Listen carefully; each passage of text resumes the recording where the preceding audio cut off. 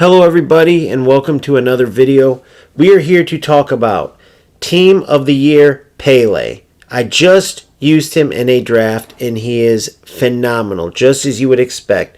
Arguably the best card in the game for arguably the best player to ever grace the pitch. You can see there, amazing pace at 94, 95 shooting, 92 passing, 95 dribbling, and even 80 physical. In case you can't tell by looking at the card, he is one of, if not the best. But 5 million is a lot of coins. For the 95 rated even, 3 million is a lot of coins.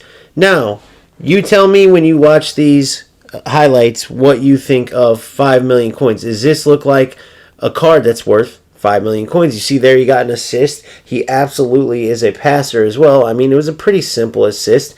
Same with that one right there. Pretty run-of-the-mill assist that many players could get. And I will tell you what, many of these goals are going to look run-of-the-mill, and that is because there's not as much jam needed as in previous FCs. Now, with the spacing, right, and the more manual defending, it is more than ever about your skill on the sticks. Does that mean that top players won't help you out more than regular players? Absolutely not. These top players, for instance, in that situation right there, that's a tough finish, and he was able to make it. Maybe a regular striker, even a top striker, but not a best in the game striker will finish that, right? You see a beautiful ball there. Maybe a regular type of player doesn't make that pass. Many strikers aren't very good at passing at all.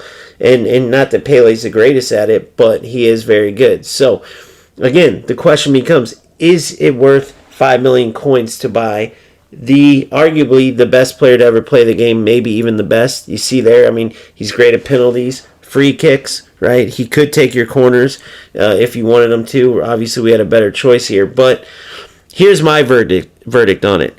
If you have the coins, absolutely. He is phenomenal. Like I said, he was the MVP of this draft-winning team right here. But with all the spacing nowadays and with more emphasis than ever on your skill on the sticks, if you don't have the coins, don't sweat it. You can absolutely do fine with a regular striker. For instance, I have the base card Emilio Butragueño coming in a couple $100K.